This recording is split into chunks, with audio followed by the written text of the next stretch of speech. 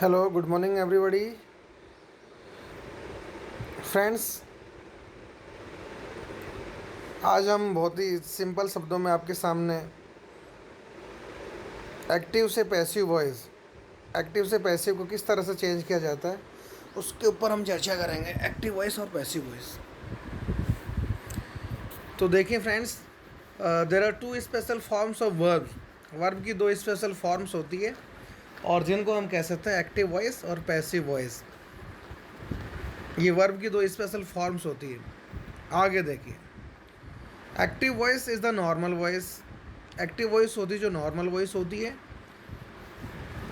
और this is the voice that we use most of the time. ज़्यादातर समय हम इंग्लिश ग्रामर में सेंटेंस लिखने के लिए एक्टिव वॉइस का इस्तेमाल करते हैं। और ज़्यादातर हम you are probably already familiar with the active voice, और हम सब एक्टिव वॉइस से फेमिलियर भी है। देखिए एक्टिव वॉइस में क्या होता है। देखिए, in the active voice the object receive the action of the verb. जो ऑब्जेक्ट होता है वह वर्ब के एक्शन को रिसीव करता है।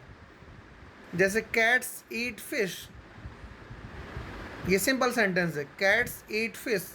तो ये सेंटेंस आपका एक्टिव वॉइस का सेंटेंस है। इसके अंदर कैट्स आपका सब्जेक्ट है, ईट आपका वर्ब है, और ऑब्जेक्ट आपका फिश है। There are only three words in this sentence. तीन ही शब्द है।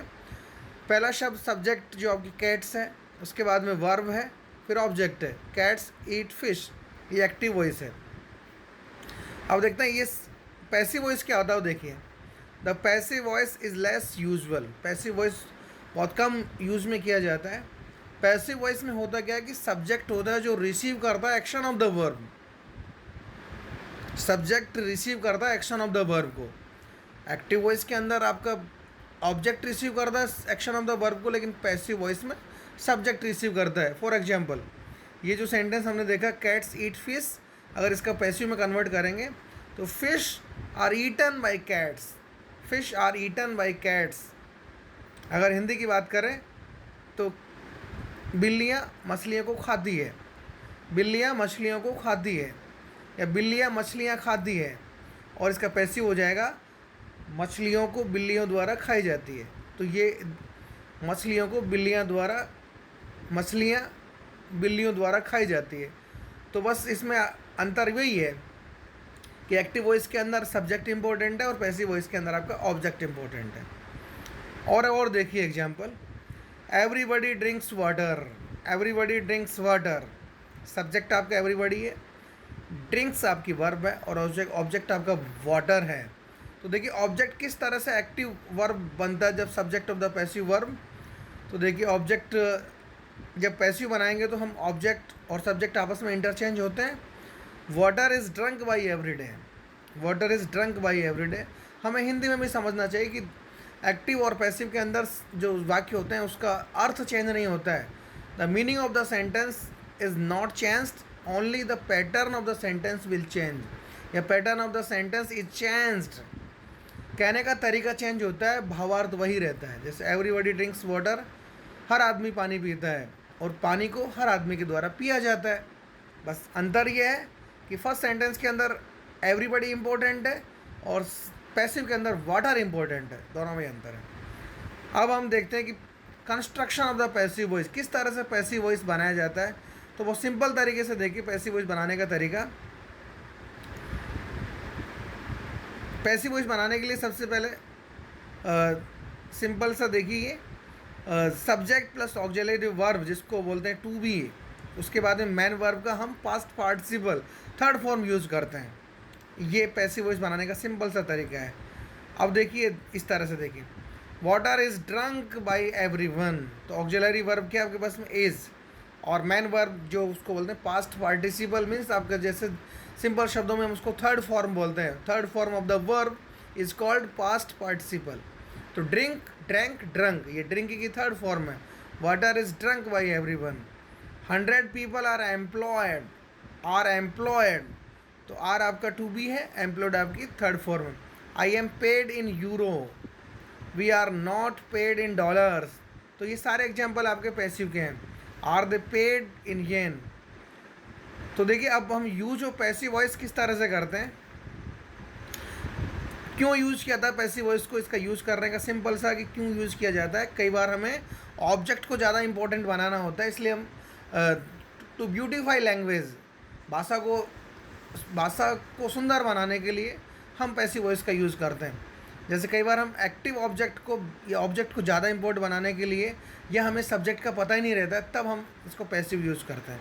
एग्जाम्पल देखिए, president Kennedy was killed by Lee Harvard Oswald. तो देखिए इसके अंदर ज़्यादा इंपॉर्टेंस किसको दिया गया है, प्रेसिडेंट कैनेडी को इंपॉर्टेंट ज़्यादा दिया गया है, इसी के चलते ये आपका पैसिव है। और अब कई बार क्या होता है, सब्जेक्ट आपका अननोन होता है, सब्जेक्ट का पता ही नहीं कौन सब्जेक्ट है। जैसे मेरा पर्स चुरा लिया, अब किसने चुराया, कब चुराया, किसने चुराया, कौन चुराया, कोई मालूम नहीं है, तो ये सेंटेंस पैसिव में बनता है। My wallet has been stolen. तो इस तरह से पैसिव वॉइस आप यूज़ करते हैं only to beautify the language, और कई बार हमें at the time when we are totally unaware about of the subject. My wallet has been stolen, my money has been stolen, my work has been finished. तो ये सब not that be always use by to introduce the passive object. देखिए ज़्यादातर हम most of the cases में passive object होता है, उसके साथ में क्या लगाते हैं, बाई हम यूज़ करते हैं। इसी ज़्यादातर में जैसे fish are eaten by cats, तो बाई हमें ऐड करना होता है ऑब्जेक्ट से पहले। मछलियाँ बिल्लियों के द्वारा खाई जाती है, तो बाई हमें यूज़ करना पैसिव ऑब्जेक्ट से पहले। लेकिन कुछ सेंटेंस होते हैं जिसमें he was killed with a gun, तो यहाँ पे बाई की जगह विद को यूज़ भी किया गया है। अब देखिए पैसिव वॉइस को किस तरह से और बनाया जाता है, कैसे कंजक्शन ऑफ द वर्ब किया जाता है। तो नंबर 1 देखिए, सिंपल प्रेजेंट के अंदर it is made, simple present के अंदर it is made. Present continuous में इट इज़ बीइंग मेड, जितने भी सारे कंटिन्यूस होता है उसमें बीइंग यूज होता है, इट इज़ बीइंग मेड। और प्रेजेंट परफेक्ट में इट हैज़ बीन मेड। तो देखिए तीनों सेंटेंस में अंतर देखिए, टू बी की फॉर्म को यूज़ किया गया है। सिंपल प्रेजेंट में only is, are, am. There are 3 to be form of to be, is, are, am, as per the need of the singular and plural. उसके प्रेजेंट कंटिन्यूस में only is के साथ में is, are, M same रहते हैं, only उसके साथ में बीइंग ऐड करना है। प्रेजेंट परफेक्ट में अनदर सिनेरियो है, उसमें हैज़ और हैव ओनली बीन ऐड करना, it has been made, these have been made. तो इस तरह से आपको यूज़ करना है। उसके बाद में देखिए कुछ infinitive, to be washed, it is washed, it was washed, it will be washed. ये बात हम करते हैं। It is an example of past और प्रेजेंट और फ्यूचर। प्रेजेंट के अंदर it is washed, simple present के अंदर देखिए समझ लीजिए, सिंपल प्रेजेंट के अंदर इट इज़ वॉश्ड, पास्ट के अंदर वो वाज हो जाएगा, और फ्यूचर में विल भी हो जाएगा। फ्यूचर के अंदर ओनली बी ऐड करना है, be, it will be washed. Conditional की बात करते हैं तो इट वुड बी वास्ट हो जाएगा। फिर आ जाइए हम कंटिन्यूस में। कंटिन्यूस में देखिए कंटिन्यूस बहुत ईजी, कंटिन्यूस के अंदर सिंपल एक चीज़ है कि आपको बीइंग ऐड करना है, और एज इट इज़ जो टेंस जिस सेंटेंस का वही रहता है। मैंने पहले ही बताया कि भावार्थ चेंज नहीं होता, जो वाक्य जिस टेंस का वही रहेगा।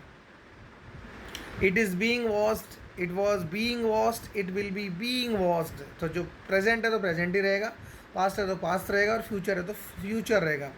कंडीशनल सेंटेंस में it would be being washed हो जाएगा। बात में करते हैं प्रेजेंट परफेक्ट। जितने भी सारे परफेक्ट टेंस होते हैं, प्रेजेंट में it has been washed, only हमें बीन ऐड करना है वट एवर में भी। और चाहे प्रेजेंट हो तो has been, have been, past में ओनली हैड बीन, और फ्यूचर में will have been, and conditional में इट वुड हैव बीन। तो इस तरह से हमें। और देखिए प्रेजेंट कंटिन्यूस का अगर हमें पैसिव बनाना हो तो it has been being washed होगा मुझे, क्योंकि बीइंग कंटिन्यूस है तो बीइंग उसके अंदर आपको ऐड करना ही है। इस तरह से आपको सेंटेंस फ्रेम करना है। तो देखिए इस तरह से अब हम कुछ एक्सरसाइज पर चर्चा करते हैं। देखिए पैसिव, देखिए my watch has been stolen, somebody has stolen my watch. Active voice देखिए, इसके अंदर एक्टिव सेंटेंस है, somebody has stolen my watch.